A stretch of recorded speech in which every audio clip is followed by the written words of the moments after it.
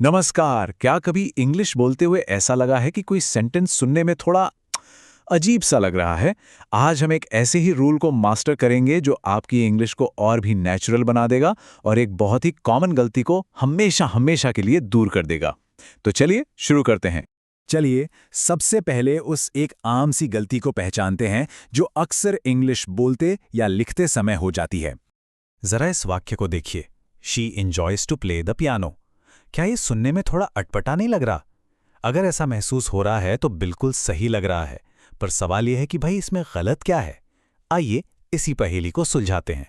इस गलती की जड़ इंग्लिश ग्रामर के एक कॉन्सेप्ट में छुपी है जिसे जिरंड्स कहते हैं। चलिए इसे समझते हैं। तो ये जिरंड आखिर है क्या? देखिए, बहुत आसान शब्दों में, जब हम किसी वर्ब यानी क्रिया में आईएनजी लगाकर उसे एक नाउन की तरह इस्तेमाल करते हैं तो उसे ही जिरंड कहते हैं। जैसे स्विमिंग इज गुड एक्सरसाइज। इस वाक्य में स्विमिंग कोई काम नहीं है बल्कि एक एक्टिविटी का नाम है, मतलब एक नाउन है। अब आता है सबसे जरूरी नियम। देखिए, इंग्लिश में कुछ खास, कुछ स्पेशल वर्ब्स होते हैं जो अपने बाद हमेशा जेरेंड ही लेते हैं, मतलब वर्ब प्लस आईएनजी। इन वर्ब्स के बाद टू प्लस वर्ब, जिसे इन्फिनिटिव कहते हैं, उसका इस्तेमाल करना एक ग्रामेटिकल मिस्टेक है। इस स्ट्रक्चर को याद रखना बहुत जरूरी है। अच्छा, एक छोटा सा लेकिन जरूरी फर्क भी समझ लेते हैं। जेरांड और पार्टिसिपल दोनों में आईएनजी होता है तो कंफ्यूजन हो सकता है, लेकिन दोनों का काम बिल्कुल अलग है। जेरांड एक नाउन होता है, जैसे रनिंग इज फन, जबकि पार्टिसिपल एक एडजेक्टिव होता है, जैसे अ रनिंग हॉर्स। तो अब सवाल ये उठता है कि वो कौन से स्पेशल वर्ब्स हैं जिनके साथ हमें ये रूल लगाना है। चलिए उस लिस्ट पर एक नजर डालते हैं। तो ये है वो मैजिकल लिस्ट जिसे याद रखना है। Enjoy, avoid, deny, postpone, mind, admit और भी हैं।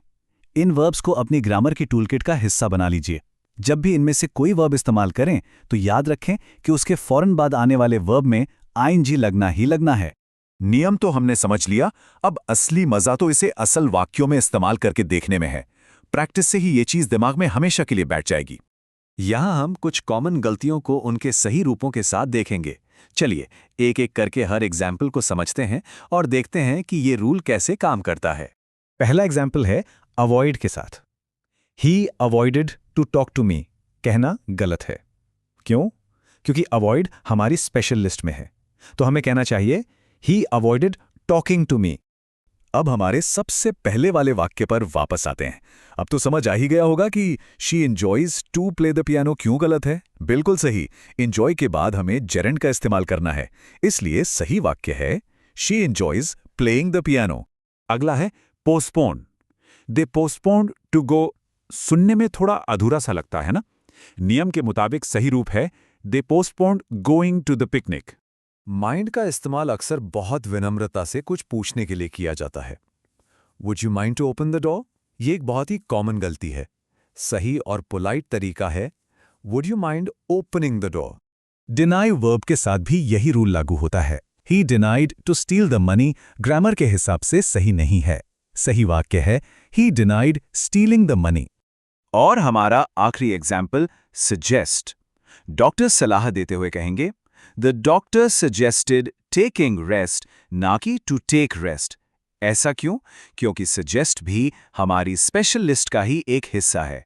बहुत बढ़िया, हमने रूल भी सीख लिया और एग्जाम्पल्स भी देख लिए।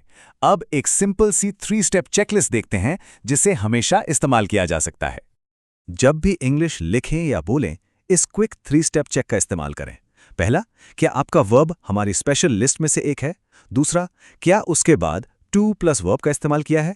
अगर हाँ, तो तीसरा स्टेप, उसे तुरंत वर्ब प्लस आईएनजी में बदल दें। देखा कितना आसान है?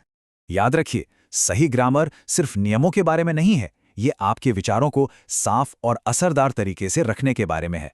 इस रूल की प्रैक्टिस करते रहिए और फिर देखिए आपकी इंग्लिश और भी नेचुरल और कॉन्फिडेंट हो जाएगी। हमारे साथ सीखने के लिए आपका बहुत बहुत धन्यवाद।